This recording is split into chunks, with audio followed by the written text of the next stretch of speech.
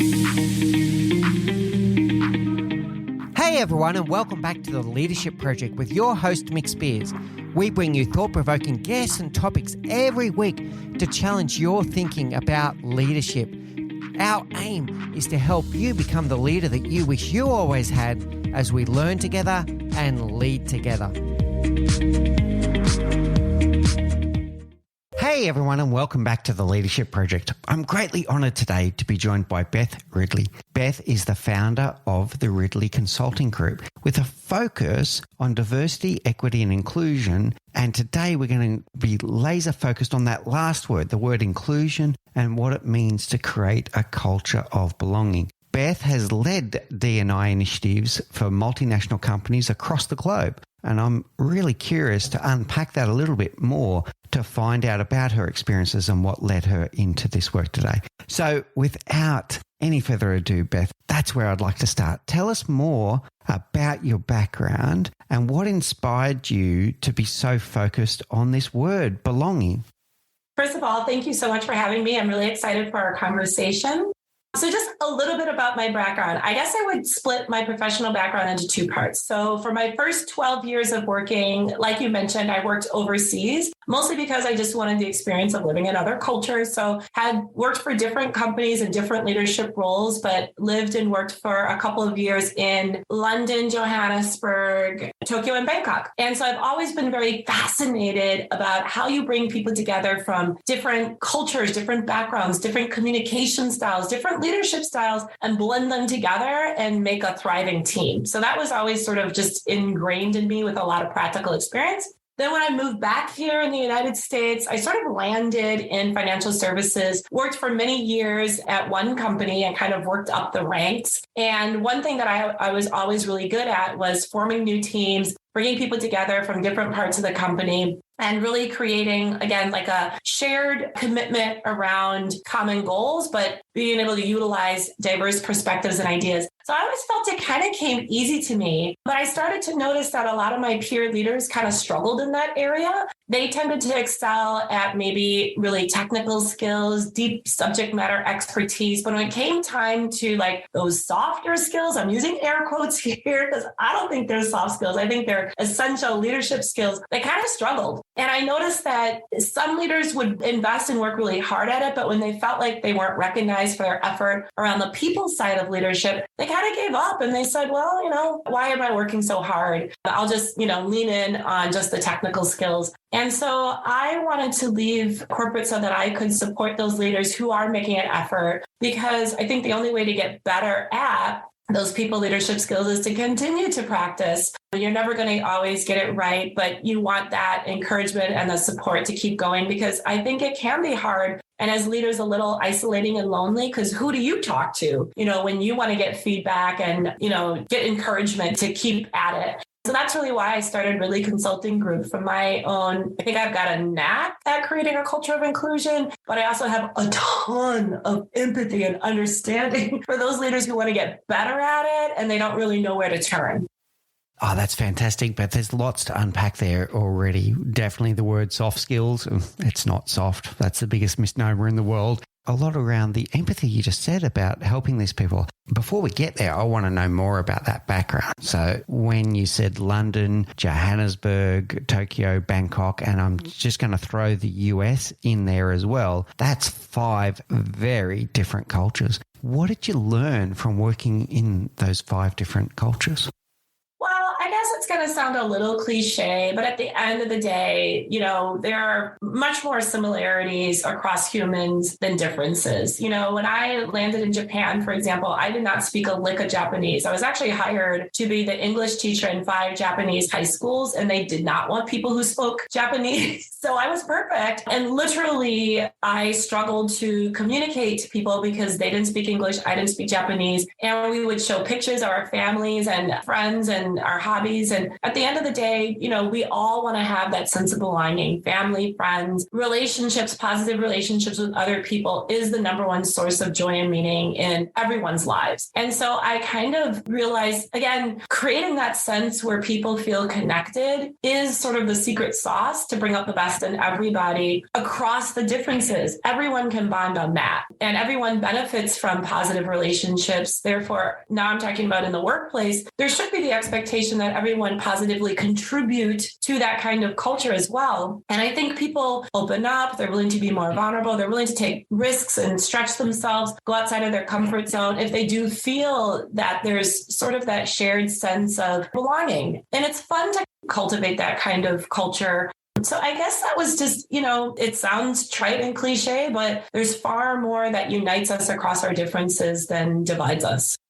I love this, Beth. And the one common thing that we have across that is we are all human beings. What then changes, yes, I guess you can talk about genetics, of course, but what then changes is generally what shows up is societal expectations. So we end up kind of showing up as this human being that's trying to belong in a culture that has some kind of cultural expectations. And I'm thinking aloud here about the culture of respect in places like Tokyo and Bangkok, and then a very different culture in the US or in London, and a different culture again in Johannesburg. So the societal expectations might be different, but at the root of it all, they're all human beings. And you've used the word belonging. When it comes to human beings, we all have psychological needs. And whether you go down a Maslow's hierarchy of needs path, or my preference is more around things like Glass's choice theory. And Glass's choice theory tells us about 5 fundamental human needs: the need for survival, the need for love and belonging. It's number 2 on the list behind survival.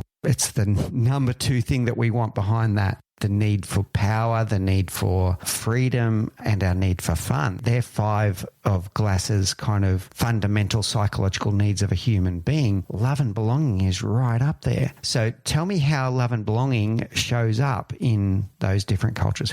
What does it look like in Japan? What does it look like in Thailand, right? That's such a fascinating question. And it does look a little bit different. So I would say for the United States, maybe similar to Australia, we tend to have an orientation towards more individualism and more productivity.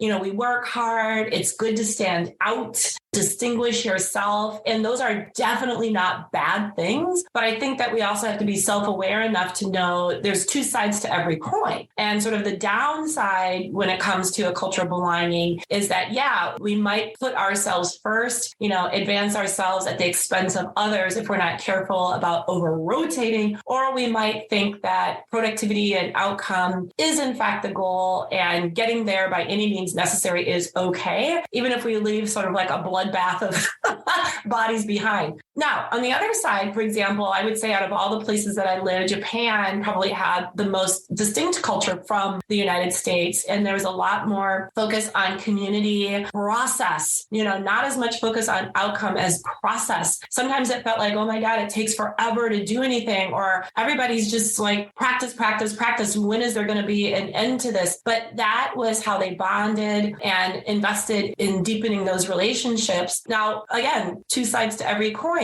The thing that I thought was challenging in that culture is that it's hard to distinguish yourself and stand out. It's hard to have a unique perspective or opinion, or to be a little bit different. People kind of struggled. And, psychologically, that's not particularly supportive either in terms of a cultural belonging. So I really am cautious of there's not any one right way or wrong way. Generally, each culture sort of works for the people that are contributing to it, but it's all about being self-aware and kind of like picking and choosing sort of lessons learned or best practices from each to be able to adapt a little bit. So I think that's the beauty actually of getting outside of your culture, and whether that is outside of your workplace culture. It's always good to work other places, other industries, other companies, because then you can kind of see like, what about this is kind of like weird or really awesome. Same thing. It's good to get outside of your own country, to travel, to broaden that perspective of what's possible, I think is really healthy.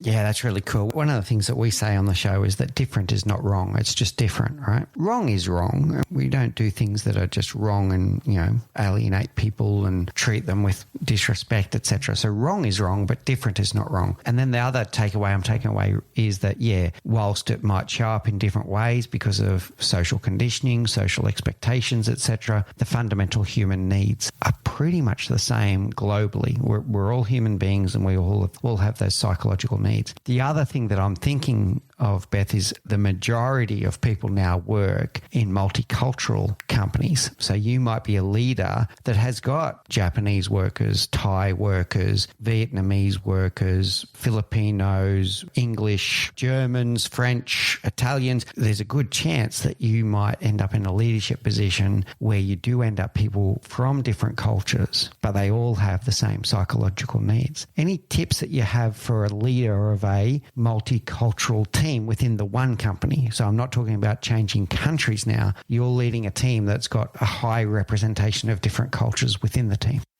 Yeah. So first of all, super exciting. And I think it's, again, all that diversity of perspective and the way people think because of the culture of which, they're accustomed to is a gold mine for better decision making, because you can look at challenges and opportunities, strategies from a lot of different perspectives, but you do have to sort of mine for that. So if you are a manager of a multicultural team, some of those differences, may go beyond just how people look different. And it really is in terms of difference around hierarchy, authority, even the relationship with time, communication skills, things that may not be totally apparent. I think it's really important to, just as a manager, ask questions to ask about people, get to know them so they feel comfortable maybe talking about things that could be hidden beneath the surface that have implications for bringing out the best of how they work. I'm going to give you like a really super simple example, but it was really fascinating. So I have a client. They are a heavy machinery manufacturing company. Here, I'm in the United States. I'm based in Wisconsin, which is, has a lot of rural roots. So this company is kind of based in farmland because a lot of the manufacturing, the machinery is farm equipment, like big, heavy farm equipment, but it's a multinational company based in the country. So it's Chinese owned. Sales happens out of Italy, and then R&D happens in the United States. So you've got people from all these different countries and more around the leadership table. And they were really struggling with, getting this team to kind of click. And one of the biggest issues that was a challenge for them was the different relationship that people have with time. So there were some people culturally, you're late if you're not early. You know what I mean? Like if you're not at the meeting 5 minutes early, consider yourself late. There are other people culturally, that's rude. Like don't come to the meeting early because if I'm leading the meeting, I want quiet time to prep. Now you're here. It's like, showing up for a party, the start time was 4:00, not 3:30. Now what am I going to do with you in my house, right? And then there were other people where, again, it was kind of like they like to come to the meeting, but don't launch into the content, do a little bit of niceties first. So it was causing a lot of sort of stress, anxiety. People weren't saying anything. Half the room thought some people were rude. Other half thought people were like slackers because they weren't showing up on time. So we had to actually uncover that and like talk about it, appreciate, sort of the different way that people are accustomed to managing time and come up with ways that sort of worked for everybody. And it is kind of like a really cool lesson in multiculturalism at the same time, and how, sometimes you just got to create a space where people feel confident speaking up and sharing what's on their mind. Oh, that's a great example, Beth. I really love it. There's two words that are popping into my mind as you talk. And the first one is the word respect. And the second one is the word curiosity. So what do I mean by respect? So first of all, let's come back to that whole thing about fundamental human needs. We all want to feel respected, right? We want to feel respected in the workplace. That's part of feeling our identity. The need for power is about whether we matter or not and whether we're getting respected, or the opposite, whether we're getting disrespected, right? So the fundamental fundamental human need is respect. But depending on someone's culture, background, social conditioning, what respect looks like for them may be very different to what respect looks like for you. And you mentioned the one around punctuality, right? So, and that can be very different if you are even like two cultures that are next to each other geographically, like France and Germany. Punctuality in those two countries, I can tell you, is very different. It's very different, right? So what does respect look like for them? So if you're in one of those positions where you are leading a multicultural team, the word then is curiosity. Get curious, have a conversation, bring it to the surface so that everyone talks about it. Otherwise, you're going to have this friction in the team that's unresolved where people are getting frustrated with each other. Why does this person turn up early? Why does this person turn up late? And we could have changed that example to all kinds of things. But if you think about that, everyone wants to feel respected, but what does respect look like for them? And stay curious and uncover it. How does that sit with you? Oh, it's super well. And I like to call it, you're talking about what I call the platinum rule. Are you familiar with the platinum rule? Yeah. Yeah. I mean, and it's an easy way, I think, for me to kind of like sum up what you said for leaders who may be kind of new to this space and they don't have the language around inclusion and belonging and equity and all that. So I just tell them, hey, look, we all grew up with the golden rule, right? Which is like a really good baseline, like treat others the way that you'd want to be treated. It's an acknowledgement that there are other people out there, but it falls a little short of the respect that you're talking about because it sort of assumes everybody wants to be treated the way you do. So you sort of look at the world through your own lens. And then I think to get to respect, you have to be able to take a step back and be a little self-aware and a little humble to know that your way is your way and other people have their way that matters for them. So the platinum rule is ask someone how they want to be treated and then be willing to be a little flexible to treat someone that way. And if we're all a little flexible, I think that's where you get mutual respect. And I always tell people, if you've got a room of people and, I guarantee if someone is comfortable, if one person is comfortable, the culture makes them feel comfortable, someone else in that room is not, right? So you have to be careful. Like, am I in fostering a culture that works for me because that's all I can see and it works for me? Or am I at least open to what do other people need to feel that equal same of belonging? And maybe we have to be flexible on both sides. That respect is a two-way street. Yeah, really good. I love the way you described it too, by the way. So the golden rule might be baseline. So if you don't know someone, treat them the way that you would want to be treated. But that doesn't work for the long term. What works for the long term is to treat them the way they want to be respected. And we often get the question, but how do you know? Well, you ask them. Yeah, you ask them. And I think that's the big thing. You hit on something, leaders are like, oh, I'm scared to ask. How am I supposed to know? I don't want to ask. And I always say, nobody's a mind reader. You just ask. And, you don't have to necessarily respond or fix something in the moment. Because I think people are like, oh my God, I ask. And then what I say? Well, don't say anything. Actually, just listen. Just listen. I mean, having someone feel like they're being heard is really the first step. And you reserve the right as a manager to be like, I'm just observing, I'm learning. Let me think about it. You don't have to fix something or solve something or take action immediately. So we've touched on this a couple of times now, Beth, and I want to go down this path now. You've spoken about the word soft skills and we've said it's a misnomer. You're showing me that the people that you deal with are people that want to be better at it, but don't always know where to start. But I want to go one step before that. And you and I discussed it a little bit before we hit record, but it's about that moment in someone's career about whether they end up landing in a people leadership role or not. And you've already hinted at it a couple of times here, but whether someone gets promoted for their technical prowess rather than, I'm going to say social skills. Let's dump soft skills for a moment and just say social skills and that ability to have empathy, to have emotional intelligence, all of these things that we know make better leaders than their technical prowess. What's happening in companies in terms of this fork in the road as to whether someone gets recognized for their people skills versus their technical skills?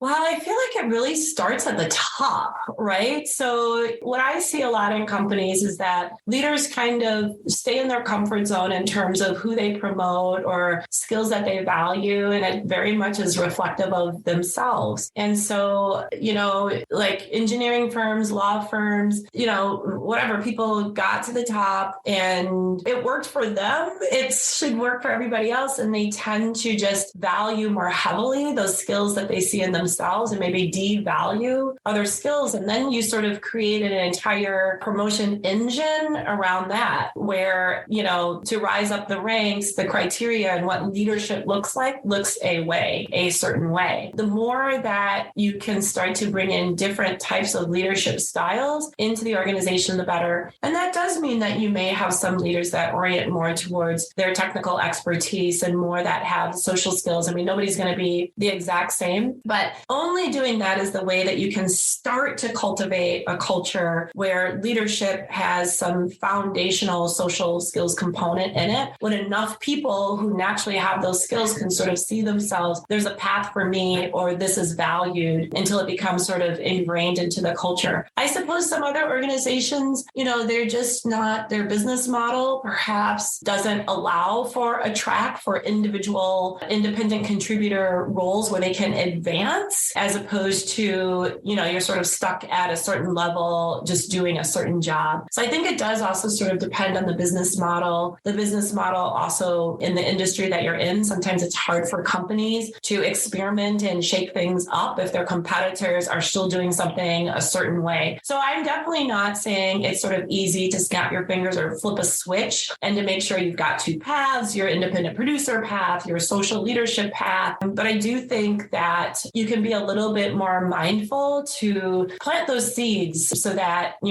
you're allowing people to see that there are a lot of different ways to be a leader. Yeah, that's really interesting, Beth. So one is about the structural. Do we have the right structure in place? The other one I'm picking up in what you're saying is also the element of a cycle, where are we just repeating patterns of the past and not stopping and thinking and reflecting on whether that pattern is serving us or not? All right. So people are very clever and they will look at the people before them. What made them successful? How did they get promoted? How did they end up in the job that I want to end up in? And they start replicating the behaviors of those before them instead of bringing their own approach to role X and role Y, etc. So we end up with a little bit of molding, I think. How does that sit with you? Yeah, I mean, that's how you end up with groupthink. You sort of double down on, and the other thing is, humans are just creatures of comfort. We all want to be comfortable. No one wants to be uncomfortable, and staying with what's known is comfortable. Surrounding ourselves with people from similar educational background. I've even worked in organizations where literally they recruit from one school, everybody from the same school, because there's a comfort, there's a shared experience. I've worked in organizations where attorneys like to hire attorneys because they're the smartest people and they like that logical thinking. They have no patience for someone with maybe a business background or a marketing background. So you start to sort of perpetuate, and it ultimately doesn't serve the company well because it doesn't lead to better decision making. You want those different professional experiences, life experiences, in order to sort of break out of that groupthink mold, that confirmation bias. You know what I mean? We think everything is awesome and it's easy because it's comfortable. And, you have to be willing to expose yourself outside of your comfort zone to really plant those seeds of innovation, I guess I would say. Yeah, that was really interesting what you said about confirmation bias and whether we're just surrounding ourselves with people that think that like we do, and then we're in an echo chamber of everyone's just agreeing and nodding their head instead of really challenging our thinking. And we know that great things happen when we bring diversity of thought to the table. We know that great things happen when we do break the cycle, and we know that great things happen when we get out of our comfort zone. And yet, super bad things can happen when we don't. So here in the United States, it was probably about 2 months ago. It was the 20th anniversary of the invasion of Iraq. And so they had a lot of top generals on TV and the radio sort of talking about the reflections, 20 years already. And so I was actually surprised by this humble recognition of confirmation bias of that decision to go to war. And almost to a T, each of the generals was saying it was a situation where we were more looking for the information to fit the narrative that we had already created. And we either weren't interested in, or we didn't look hard enough, or we didn't create the space for those diverse viewpoints. What we should have done, they are saying, is collected a lot of information and then made the decision, as opposed to go in with our blinders, the decision, and now look for only the information, pick and choose to support the narrative. kind of surprising that they were, reflecting that. I thought that was super mature. And yeah, but you sort of see the implications of, staying in your comfort zone, or, I would say sort of like the sister component to that is doubling down on what you want to be true. Yeah, that's it. I'm super glad to hear that there was a little bit of awareness there. I wish that awareness was there 20 plus years ago, but I'm glad to hear that, because we fall into traps of only hearing what we want to hear, or only hearing the things that confirm what we already believe, as opposed to keeping an open mind, an open heart, and an open will to new information and new perspectives. And I think all of us, if we're honest, we know that we fall into that trap sometimes, and we need to intentionally break that. All right. So one of those things that does happen along those lines, you and I were chatting a little bit about this earlier as well, was the fact that someone might be promoted for their technical prowess, and they might land in a job where they've been promoted into a role that involves people leadership or even business leadership, and they just don't want to do it. But their way to get promoted in that organization was to do that, was to get the higher salary, was to take on a people leadership role. And we've spoken about this part of it on the show before, which is the double whammy of that. Let's use software engineering as the example. The best software engineer in the company gets promoted into a leadership role that they didn't even want. They're not predisposed as wanting to be a people leader. Now they're in a job that they don't like. And guess what? You also now have a leader who's not really well suited, and you lost your best software engineer, right? So we see this cycle happening a lot in companies. But something you brought up with me earlier that was really interesting is, and what about all of the people that were overlooked, that maybe their technical skills were not top of the class? I'm not saying terrible, but they're not top of the class, but they did have the social skills. They did have the empathy. They did have the emotional intelligence. They've probably got all it takes to be a great people leader, but they got overlooked because they weren't the top of the class technically. What do you see happening there? Tell us more about that.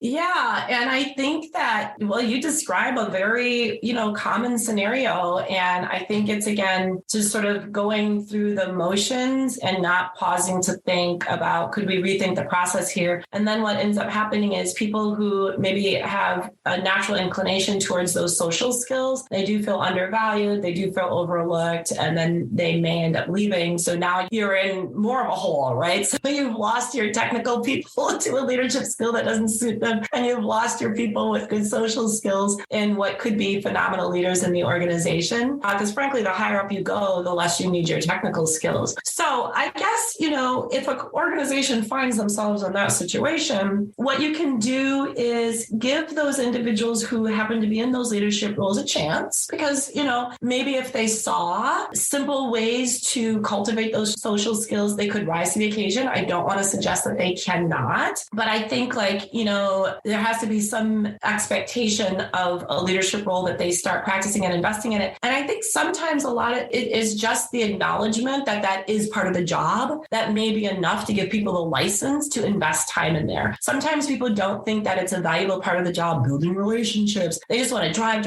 do the work, show the results. And so that's where they spend their time and their energy. I actually used to be one of those people, frankly. I was one of those people who was like, but I came to work. I didn't come to work to make friends. You hired me to achieve results. And I sort of had to learn in my own way, in my own time, investing in the people is the best thing that you can do as a leader, because you're sort of getting the most out of most expensive, valuable resources, our human talent. And that meant slowing down and investing in the relationship, which I always thought was sort of like a nice to do. You do it when you have time, which is never, until I started to get feedback that people actually really wanted that. And that, in fact, was my job as the leader. And so sometimes maybe, at the top of the house, just give people the license to invest in relationships. The other thing I personally learned by giving myself the license to invest in relationships is that it made work a lot more enjoyable, because research shows the number one source of joy in life is positive, warm relationships with other people. And the workplace is no exception. So sometimes we just have to know that is a part of the job. The other thing that I tell people, and I firmly believe this, especially if you're hiring outside at the senior most levels. I've seen so many companies continue to hire someone who's a horrible people leader, like horrible, but amazing with technical skills. And I always say, pump the brakes. For the amount of money and the salaries you're paying at that senior level, you should be able to get someone who can do both. Like, I know those people exist. And I think the more you pay someone, more it has to be the expectation. Technical skills alone is not enough. Those people absolutely exist. If you're paying that much money, you have to make smarter hiring decisions. Don't default to what's fastest and most efficient. And all we care about is results. You'll regret it because, again, it'll be miserable for people at the end of the day. Yeah, I want to unpack a couple of things there, Beth. I'll start with the last one and I'll work backwards. So the first one, beyond the salary, the question I'm going to ask people is, what is it costing you? Because it's costing you much more than that person's salary. The damage that they're doing to the business in terms of disengagement, in terms of people not unlocking discretionary effort, in terms of people leaving the business because of that leader, the cost is much higher than that person's salary. And I have seen it turn into legal fees too. For real. Yeah. So you're exactly right. The cost. The cost is much more than the salary. Okay. And then the bit I want to unpack around the conversation that you're having, the words that were popping into my mind were conversation, clarity, and reframing. So as you go up a journey as a leader, there's these little pivot points where as you go up more and more senior in the organization, it becomes less about how much you know and more about how much you care, right? And how much you're good at leading people. And those pivot points where you're going away from your technical prowess to be more about being a people leader. I'll cover one more dimension in a moment as well. And those pivot points happen and you progressively become less about your technical skill and more about your leadership skills. But what I liked about what you're saying is about having a conversation based on clarity and based on reframing. So instead of, and you almost use those identical words describing yourself, Beth, to make the reframe away from leadership is part of my job to leadership is my job. Leadership is my job. So if you're sitting in the audience right now and you're listening on your way to work, etc., ask yourself that question. What is my job? Is my job to be the leading technical expert in the company? And that may be the case, by the way. Or is my job to create an environment where the people around me can do their very best work, to inspire them, to mentor them, to coach them, to give them every opportunity to grow and learn and do the best possible work? Because as a leader, like, you're a human being too. You're only given 24 hours every day. But as a leader, you're also gifted these other human beings that you're responsible for the place where they're spending up to 1/3 of their life, and they're coming to the table with their own technical prowess. And your job is to tap into that and give them the opportunities that they need to do their very best work. So if you do that reframing, leadership is not part of my job, it is my job. And if you can have that conversation you're talking about, Beth, conversation with clarity about that conversation, then you can have people set in the right mindset that, yeah, I do need to work on my people leadership skills. I don't need to double down on my technical skills. I need to double down on my people skills. How does that sit with you? Ooh, it sits really well. I really like that reframing, and I like the sort of the pivot points that people can kind of look for. And I would also add to your question, what is my job? When you answer it, if you're not feeling a little uncomfortable, you're probably not actually doing your job, right? Because I do think that, again, it is uncomfortable if you've risen and always relied on your technical skills, and now you're trying to, make space for new skills. When you answer that question, you should feel a little uncomfortable, like, ooh, I'm moving into a territory where I have a lot of experience. I haven't mastered. I'm not super confident. That might be a good indication that you're making the right rotation to lean into more of those social skills. So if you're a leader and if you're going up the ranks and you're trying to move away from only technical skills, if you're not feeling a little uncomfortable doing that, chances are you're probably not leaning enough onto the social skills side of things. But yeah, I think you framed it beautifully. And when you frame it like that, it's not so scary or daunting or overwhelming, because I think sometimes, and here's where it's like, it just sort of perpetuates this vicious cycle. Your chances are in that environment, your boss also is relying on technical skills. So you may not be getting that kind of conversation initiated by him or her. So if you're listening to this and you're driving, you may have to take the initiative. You may have to be the one to pause and to reflect first yourself, and then to maybe have a conversation with your boss and and to say, what does investing in social skills, people leadership look like? And do I have permission to invest in that when it might mean it looks a little bit differently? It might mean I'm having more one-on-ones. It might mean some of those one-on-ones we're talking about how someone is doing outside of work and not just an update on the project assignment. So yeah, I really like that.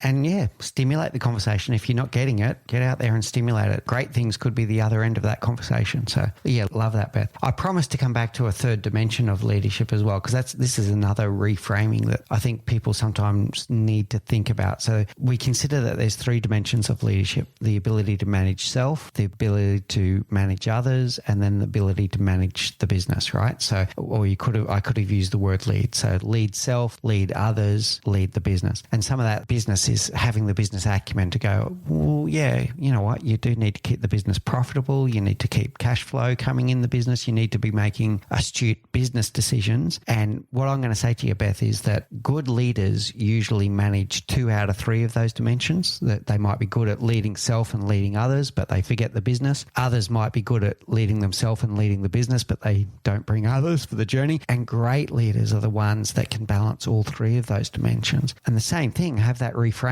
Part of my job, or it is my job, to have my finger on the pulse of the business as well. So leading self, leading others, leading the business. Tell me your reflections on that. Well, I think that's really great. And to your point, it is hard for someone to be really great at all. And I suppose someone who can really distinguish themselves as a leader, but that's also the value of a team, a leadership team. It sort of rounds out everything. And I think if you look at any leadership team, you'll see that some are stronger in each of those, but together they sort of complement. And that's the value, I think, for leaders to rely on one another as well, right? So to have peer, part of it is creating that culture of belonging at the highest level so that leaders have that safe and brave space to be able to have conversations, to admit maybe where they need help. They could use some ideas. And so it sort of helps to round themselves out individually, but collectively as a team. And that sort of like trickles down. So yeah, I think that's a great way to sort of think of it in those buckets and then recognize maybe where you need to strengthen yourself. And while you're working on that, bring in other people to help also.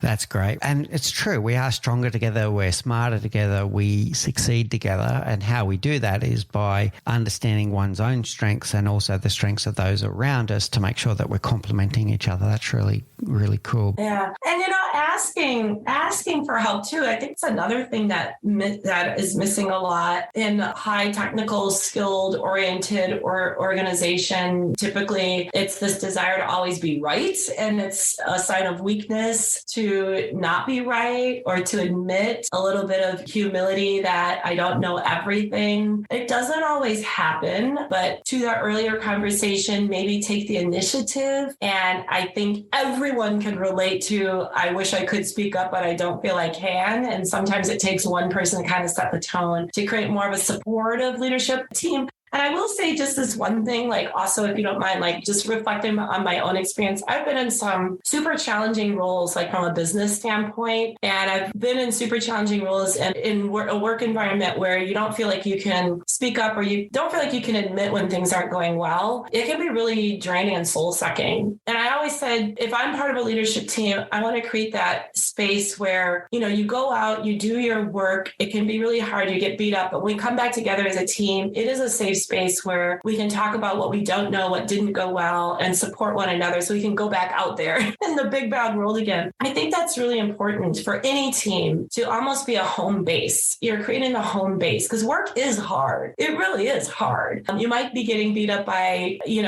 customers or in the marketplace, and everybody needs that home base where you can kind of be yourself a little bit, where the team is going to extend grace to one another, where you can have a bad day and it's not going to be held against you forever. So those are the things I think that leaders can be more intentional about investing in for themselves and then for others in the organization. I love this term home base that you're using, the thought of having an environment where I do feel like I belong, where I do feel like I can be myself, where I do feel like I can speak up, and when I do stick up my hand, that asking for help is not seen as a sign of weakness, it's seen as a sign of strength, and it's encouraged for you to show up as your authentic self and be there. You also said something interesting just before, which was a culture of belonging at the top, right? So often we think about, we want to create a culture of belonging and everyone everyone's thinking about, let's say, the engine room of the business, like the more junior people in the business, create a culture where everyone feels they belong. But it also is important at that top table to make sure that the people that have got a seat at that table also feel like they've got a voice at that table and they feel like they belong and they're not kind of having this out-of-body experience every single day. So what I'd love to unpack is, what does the word belonging mean to you, Beth Ridley? Okay, so I like to say there's 4 C's to belonging, right? So it's one of those words where we don't often dissect like what is belonging. It's sort of like we know it when we feel it or we know it when we don't, but like how do we like define it? So I think there's really 4 things to look for and to ask yourself, how present are they when you feel a sense of belonging or not? So the first one is a sense of comfort. So that could be more like psychological safety. You feel more confident being who you are at work than not. You don't feel like you have to work extra hard to maybe fit in. Or if you happen to be different than the norm, you're not afraid of like standing out in a negative way. So you feel just confident being who you are at work and not like you have to switch who you are. There's like a home Beth and a work Beth. I mean, I know we all do that to some degree, but in some cases it could be quite a dramatic switch. I mean, I think of like, in some organizations may not be too like open to LGBTQ. And so you may literally feel like you have to pretend that you don't have a same-sex partner at home or something like that. That is really exhausting. So the first C is comfort. The second C is connection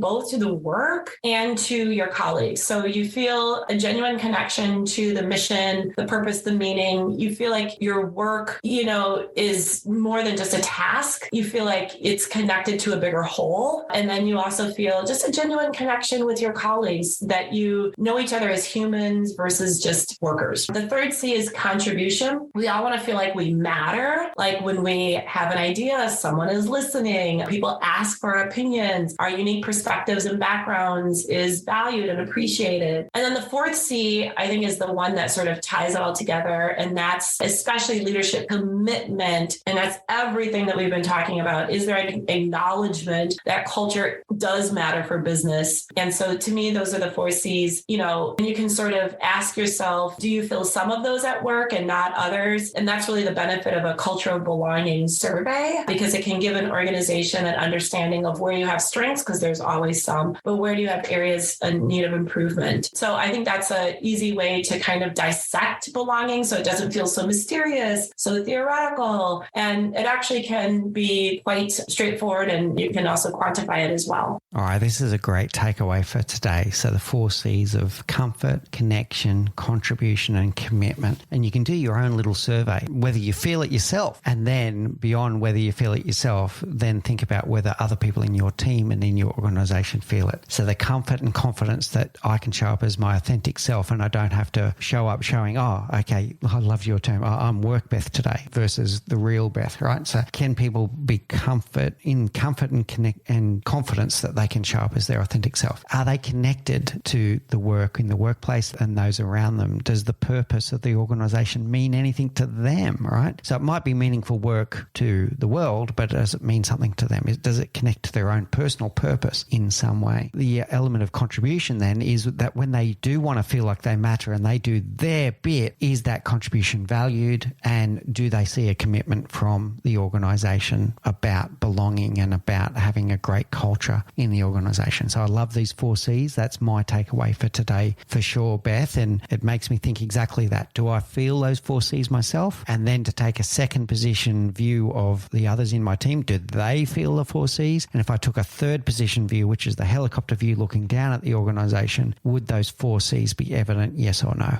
Yeah, it was really good, Beth. I've loved our conversation today, and that's a great one for us to close out on, for everyone to take away those 4 C's and think about it for themselves individually and then collectively in their team. So thank you so much for all of your wisdom and insights today. I'd like to go now to our rapid round. So these are the same 4 questions that we ask all of our audience. So the first one is, what's the one thing you know now, Beth Ridley, that you wish you knew when you were 20? Well, I wish that I knew those 4 C's. Because the one C that I would have challenged myself to do more of is that comfort. I think that I was the type of person who I worked really extra hard to fit in and to, sort of fit the type of person I thought people wanted me to be. And now I realize I didn't do myself a favor or the company a favor. I think companies have a little bit more of a tolerance, especially now, for people to be more genuine. And it makes a thriving workplace culture. And I think it would have given me maybe more sustainability and joy throughout all of my career, as opposed to feeling like there was work Beth and home Beth. So I think I could have pushed myself more, and I think I would have been as accepted if I brought more of myself to work. So I think that's actually what I tell my kids who are now sort of entering the workforce. Don't be afraid to be yourself. Yeah, nice observation there and good share. I love it. What's your favorite book? Okay, so my absolute favorite leadership book, it's a little different, and I didn't pick it up as a leadership book. It's called The Art of Gathering by Priya Parker. And it's all about how to curate really great events that are meaningful for everybody. I picked it up because I had to plan a party. And I ended up realizing that whether I'm planning a birthday party or a board meeting, bringing out the best in people when they come together is in fact leadership. So there were so many takeaways from that book about curating experiences, and whether it's a one-on-one or a retreat, that I think are so applicable. And it's when you bring people together, be very, very thoughtful about what the outcome that is, but also how everybody from different perspectives might achieve that outcome. And just to sort of work backwards from there with like an attitude of that, the platinum rule, right? Not just from my lens, but look at the experience from multiple lenses. And that's really helped me, I think, in my consulting engagements. And again, lots of leadership tidbits from that book that I didn't think was a leadership book at all. Yeah, that's really cool. I've not heard of that book, but I love the message, and I love the fact that you picked it up for a different purpose, but saw the leadership message in there. I think that's lovely.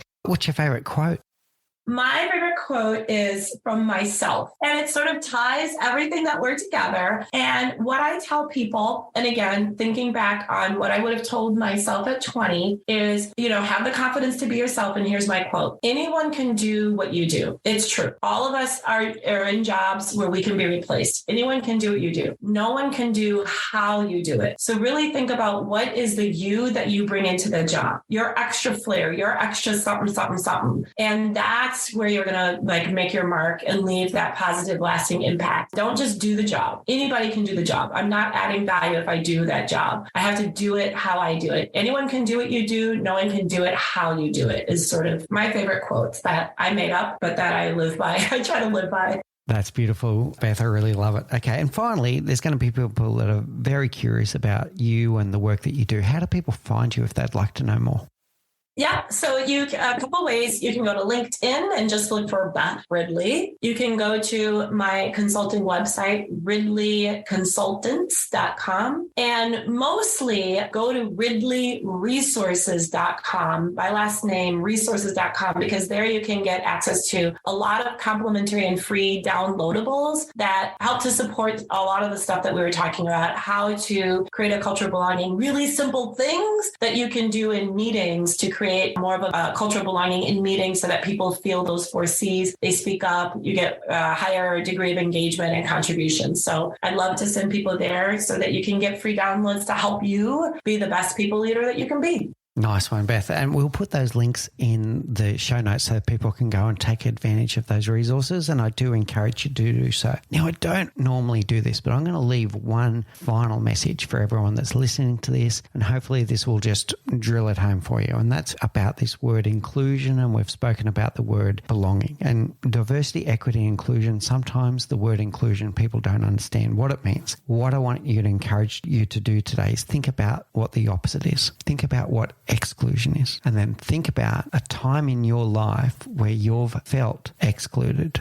where you felt like you didn't belong. It might have been in the schoolyard. It might have been the cool kids versus the nerdy kids versus the sports kids, the jocks, I think you'd call it in the US. Think about a time where you were in a social environment where you didn't feel like you belonged, where you felt excluded. And then remember what that felt like. Remember what that felt like. Now, put yourself in the workplace. People spend up to 1/3 of their life in the workplace. No one deserves to be in a workplace where they don't feel like they belong, where they feel feel like they're excluded. Everyone deserves to work in a place where they feel like they belong and they feel included. So think about that as your takeaway. If you're still thinking about, well, what does this all mean? Think about that. No one deserves to work in a place where they feel excluded. It's also bad for business because if the person feels excluded, do you really think they're going to do their very best work? So beyond the psychological impact that you're having on that human being, they're not going to do their very best work. So think about that as you're going to work today. Think about the 4 C's that Beth has shared with us today around comfort, connection, contribution, and commitment. And think about what you can do individually to create a conversation that creates the environment that you want in the workplace. All right, Beth, thank you so much today. I absolutely adored your insights today and your contribution, and the 4 C's was my amazing aha moment today. Thank you so much for sharing your wisdom and insights with us today. Thank you so much for having me. I enjoyed the conversation a lot. Thank you. Thank you for listening to The Leadership Project at mixbeers.com. A huge call out to Faris Sadek for his video editing of all of our video content, and to all of the team at TLP. Joanne Goes On, Gerald Calabo, and my amazing wife, Say Spears. I could not do this show without you. Don't forget to subscribe to the Leadership Project YouTube channel where we bring you interesting videos each and every week. And you can follow us on social, particularly on LinkedIn, Facebook, and Instagram. Now, in the meantime, please do take care, look out for each other, and join us on this journey as we learn together and lead together.